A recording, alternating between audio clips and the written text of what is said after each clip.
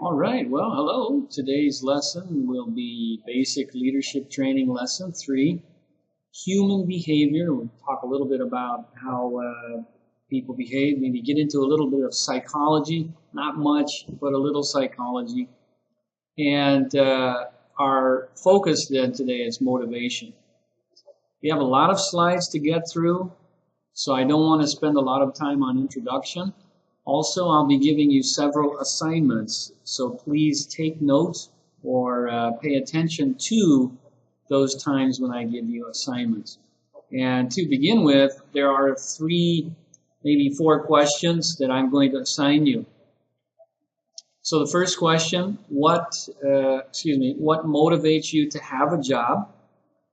Please answer this in either a short paragraph, or you can record the answer to this together with the other answers to the following questions. What motivates you to have a job? Okay, first question. Second question, what motivates you to do work at your job? 2 different things. Some people come to work, they don't do much work. Some people get a job, don't do a lot of work. Substandard, right? Other people get a job, come to the job and do the work. So what motivates you to do work at your job? Thirdly, what motivates you to do satisfactory work? In other words, try to meet the standards of what you are supposed to be doing. And finally, generally speaking, what do you think motivates people to do good work? So what I'm going to ask you to do is probably at this point, stop the video and try to answer these questions before we proceed any further. Again, you can record maybe 3-minute response to all 4 questions, or you can type it out in maybe 3 or 4 paragraphs.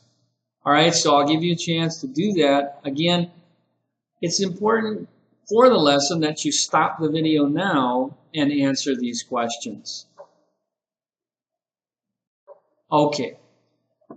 Hopefully you've taken some time to answer these questions, and we're going to proceed. So the question today is, what is motivation? Now, there are many definitions of motivation. You can probably look in a psychology textbook, and it might give you some definitions of motivation, but I like to just put it in a nutshell: why we do what we do.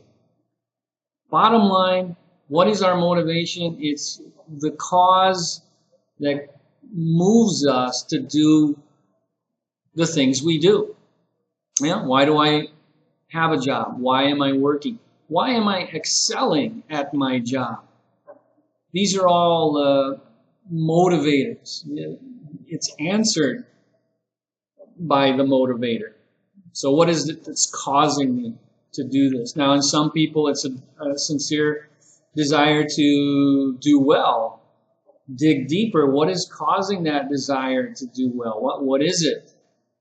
We can get really deep and get into the psychology of it, but basically motivation is why we do what we do. Now, it can either be biological, social, emotional, or cognitive in nature. I'm not going to go beyond this in the lesson, but biologically, there could be such things as I need to buy a jacket because I'm cold. I need clothes. It could mean I need to eat.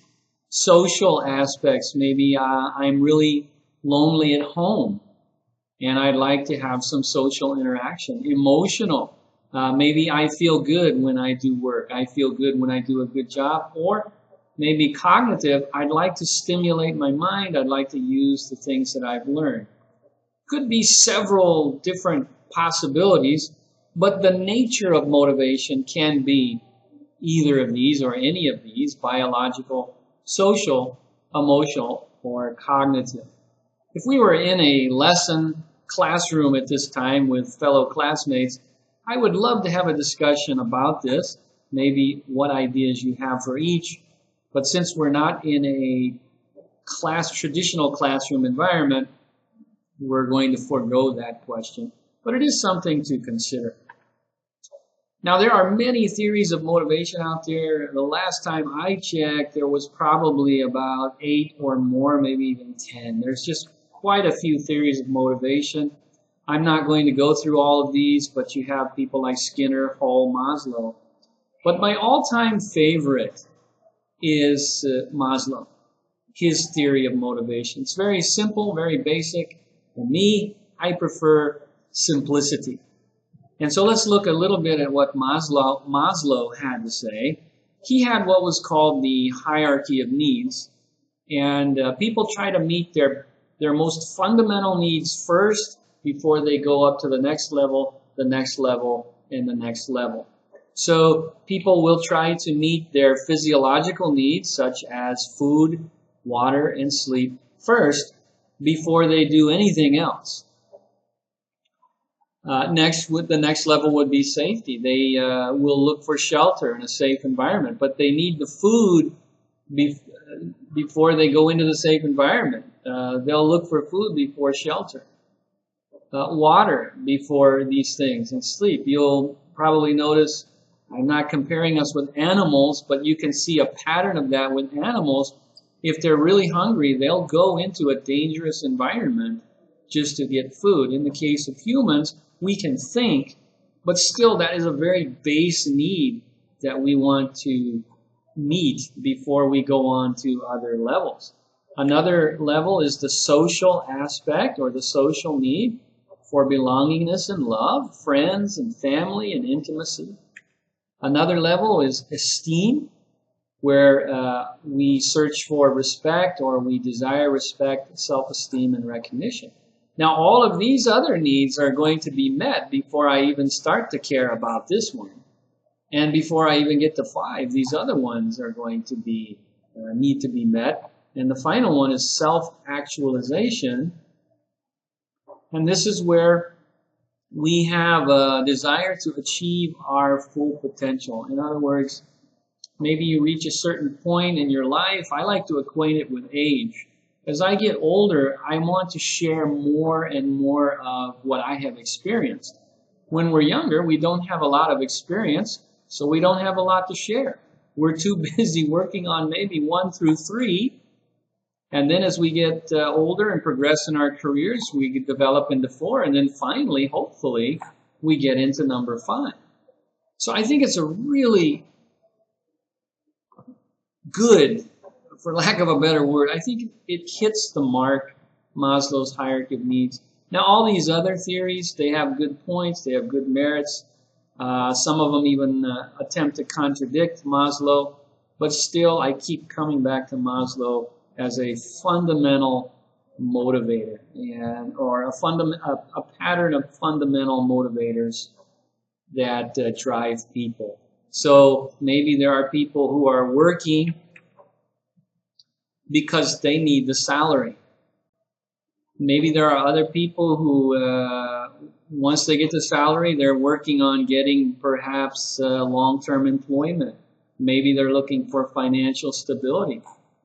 They could be looking for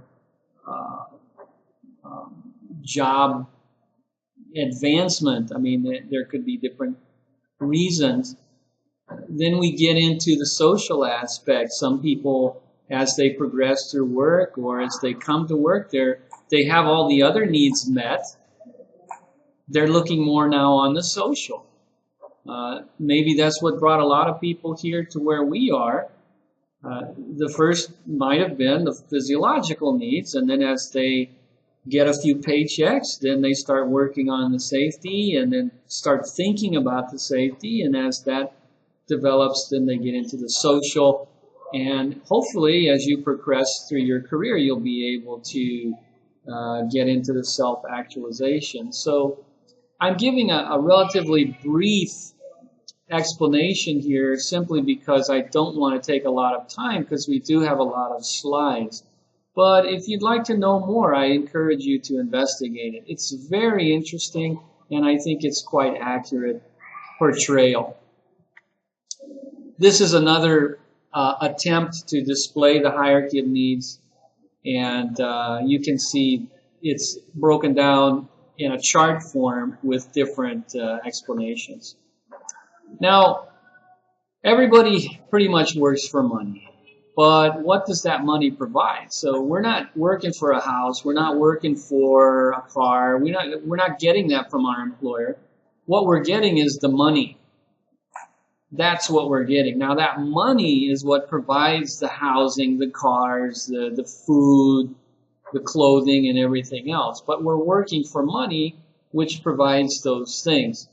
Now everyone's working for money, but what are the other motivators besides money that people bring with them to work? Well, one source, and I think it's a trusted source, and basically they're saying more than anything else, employees want to be valued. But this is getting into the self-actualization level. But people want to be recognized, and they want to know that what they do is valued at their work. People want to be treated as humans, adult human beings, with respect, with courtesy.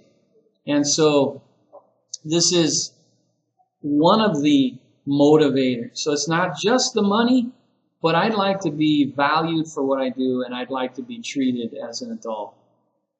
Now, we all work because we obtain something that we need from work, but it doesn't always have to be high pay.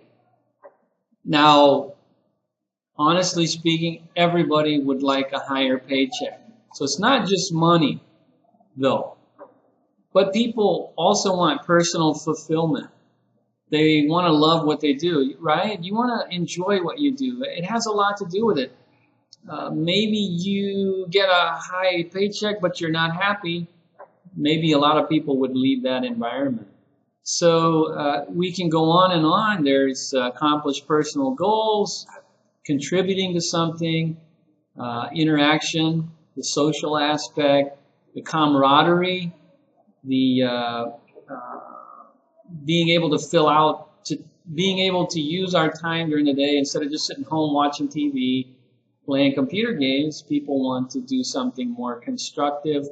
So there's various reasons or motivators that get people moving into a job. But along with Maslow, I think the first and foremost are those physiological needs. But as we progress, these are other needs that need to be met. Now, if you have people who've been working with you for a while, then they have already met, more than likely, those physiological needs of food and water and sleep. As they progress, perhaps they get more into the shelter and the stability. They're regularized. They're content there.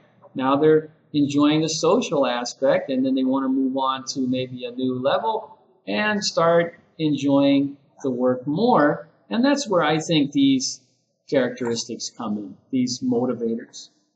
Just my personal opinion based on the information I have.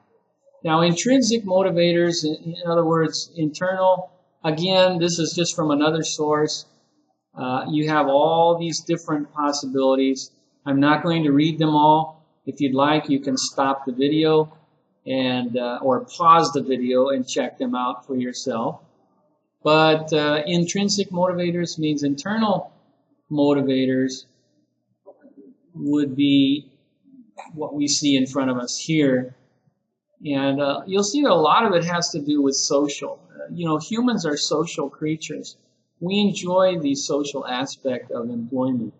Here where we are, I can tell, I can see, I can observe, and also through interviews that many of the people here enjoy the social aspect of this job. And so it's quite obvious that this is motivation in the workplace based on the social aspect. Many people don't want to leave.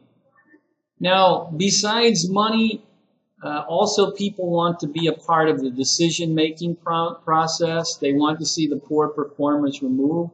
These are things that are going to affect morale and motivation. You can go on through the list. They want a flexible work schedule. They want more communication. They want to be treated, of course, courteously and with respect. And you can go on down the list. Again, stop or pause the video and check these out. Don't just brush by these. I'm doing it because I don't want to spend a long time. I don't want our video to go too long. But pause the video and look through each of these. These are based on research. These are the things that people want from their work besides money only. So many people have an internal motivation or internal desire. A desire obviously is internal. They want feedback, for example. They want to be coached. They want to be trained. They want to do better. Isn't that interesting? Many people would like to do better. They want clear goals. They want to feel like they're part of the team. So as you develop your leadership skills, please pay attention to these points and use them to help you get your team motivated and interested in what we're doing. You'll also want to set high but achievable standards. Please do not set goals that are impossible to obtain or achieve because it's going to demotivate your people. So if you have a high level, don't start from where you are and go to the high level. Do it in increments, in steps. Don't do one big target, but step by step. Break that high goal into lower goals. I know we're kind of overlapping motivation with morale, but really they're intertwined in the sense that if I'm demotivated, it may have a lot to do with a lowered morale. Okay, I don't really have a motivation to do my job very well or to even work too much here because I've been demotivated by various things. Now you can see the example a long time ago. The QA was implemented here. It was a high standard. People didn't initially get behind it, but in time, as I was providing the QA more and more, they began to actually look forward to getting feedback. And so it was really interesting. It's not just about money. They wanted to do a better job. They wanted to do much better. The next example is the challenge of the monthly QA grammar issues or creative question challenge. In other words, I was implementing some activities where I would show perhaps grammar issues from the QA and ask the teachers to answer them. And so they found it challenging. They found it interesting and a way to improve their skills. So these teachers actually wanted to improve. So that's motivating. So these kinds of standards, these kinds of activities actually motivates people. So it's not just about money. Because if it was just about money, they wouldn't really care. What it is they want to achieve and do better so that maybe they could earn more or develop their skills more and be able to make more money. I don't know for sure. I haven't interviewed, but that's the idea. A lot of teachers are not content with just the money. They want to be able to excel. They want to improve their skill. Some of the comments that I have personally heard here is, I don't want to leave because I have friends here. I like working here. Wow. I enjoy the training. Yes, it's true. I want to stay here and grow. Why? Because they're getting training. They're getting QA. They're getting feedback. Oh. This is an enjoyable job. I like what I'm doing, and this is my family. Isn't that interesting? So people are motivated to stay for these various reasons. What have you heard, and what do you hear? So I'm going to ask you or assign you another assignment. Is write down in maybe one paragraph or record a short audio what you have heard and what you hear. Tell me if it's positive or negative, and that will be a good indicator of the motivation in your group. So again, record what you have heard. I don't mean record them. I mean record either in written form or orally through an audio file what you've heard and what you hear regularly, and like I wrote down here. Okay, so that's now your second assignment. The first one, if you remember, were the 4 questions, and now this one. Now, regarding motivation, what is your task as a leader? What are you tasked to do as a leader? What's your role in this? Well, first of all, you need to find out what your members' motivations are. Now the question is, how do you find out what motivates your members? Easy. Talk to them. There's no magic formula. Go around, talk to your people, get to know them. This is one of the most fundamentally neglected methods of improving motivation is, wow, my team leader, wow, my supervisor, wow, the manager actually talked to me. They think I am someone worth talking to. I'm a person to them. I'm not just a number. Believe me, people enjoy that. Just talk to them and discover about them. Think about or discover what they think. What motivates them? What do they do after work? How are they using their money? You don't have to get an audit, but you can ask them and just talk to them. So I would ask you to include this as part of this. Meaning, this assignment. Meaning, talk to your people and find out what it is that motivates them. Next, what can you do as a leader? Again, discover what the wants and needs are of your people. Find out if those needs are getting met. That's an important part. And you'll find out if your people are motivated or not if they're getting their wants and needs met. It doesn't mean I want for Christmas some kind of special cell phone. What it means is, are they getting the things they want? The recognition? Are they getting the training? Are they getting the things that we saw in previous slide that motivate people? Okay? Pay attention as a leader to what is important to your people. Pay attention. That's the important thing. People, again, respond to a leader who is interested in them. Remember this if you forget so many other things about this course. People will respond to a leader who shows interest in them. Think about that, plant that in your mind, and you will be on your way to being a good leader. Okay? Now, many companies are afraid of motivators, external motivators at least, because they have to spend money. But there are actually ways to improve a work environment without spending money. Can leaders give motivation to members? No. But we can certainly find what motivates our people and encourage that motivation. In the end, motivation is personal, but we can help facilitate a greater motivation in our people if we can just connect with them. Now, sometimes people will ask when I do the leadership training, well, why doesn't the upper admin or the upper management practice these leadership principles? You don't worry about that. You're receiving this training for you and your team.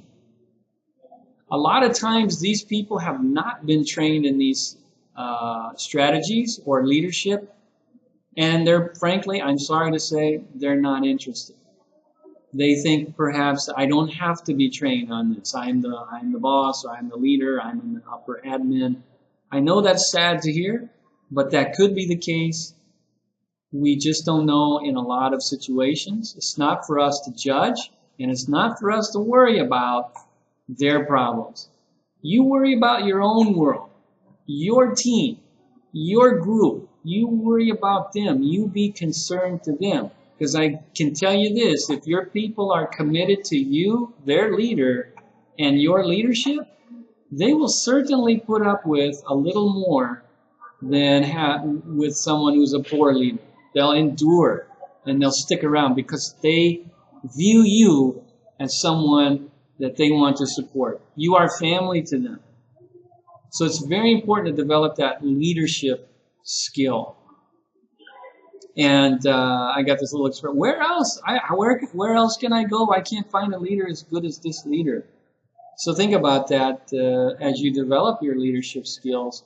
It doesn't mean kiss butt. It doesn't mean bend over backwards to accommodate them.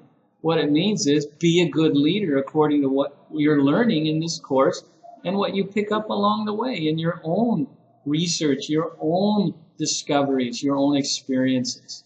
But let this training be somewhat foundational for you. You, as the leader, are the pivot point for your member motivation. You can affect directly, as a leader of your group, the motivation of your people.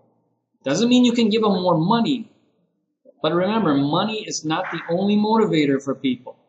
People can find other jobs and make the same amount of money or more.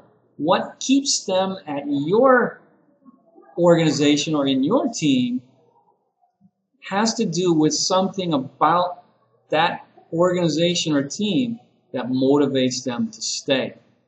Think about that and be aware of this. Now, we all need to also remember that no matter how much effort you give to member motivation, people in organizations still have individual differences. We'll talk a little bit about that in a future lesson, but it is not an excuse for you to give up on motivation. Again, everybody has reasons for doing what they do. They have individual differences, but don't give up. That's not your role. Your role is to keep being a leader and work to find what's going to motivate your people.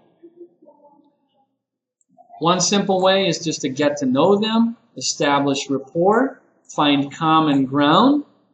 Look through these points here.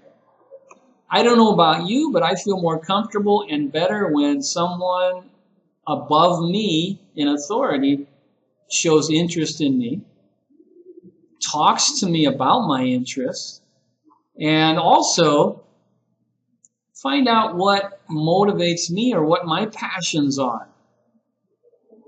So it's very motivating to a person to be in a place where the leader actually has interest. Again, I'm repeating this. I've repeated this several times, but that's something you really want to ingrain in your mind in the area of motivation.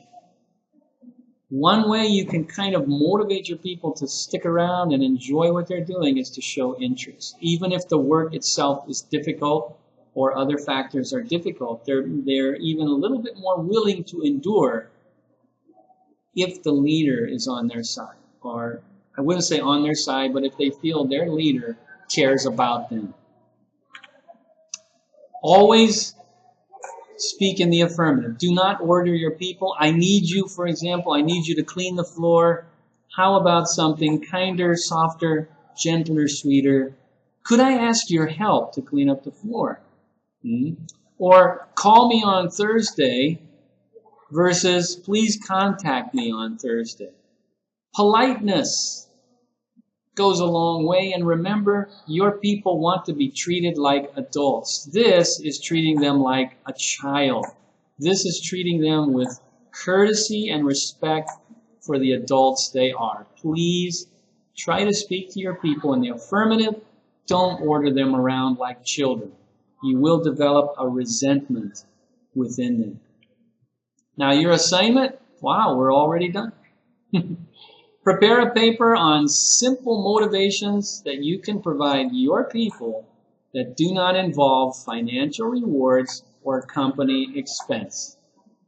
Please do that on a one-page double-spaced Arrow 12 font paper or a 3 to 5 minute audio or video file. So this is now your third assignment. If you're not sure, please go back and review the video for the assignments that you may have forgotten. Again, remember Maslow's hierarchy. People do try to meet their basis needs first. Once those needs are met, then they move on to other things that will motivate them. Most of the people you're working with have been working here for long enough that they're getting their money, their physiological needs met. Now they want to progress to other levels and more or different motivators. Show a genuine interest in your people. Converse with them, talk to them, get to know what their motivators are, and try, as a leader, to match company needs with motivators of your people. And I think you'll have a much more harmonious team, much more satisfied team, and people who are willing to work even through difficulty. So thank you for your attention. If you have questions, please contact me. Other than that, that's all we have for today. Happy leading.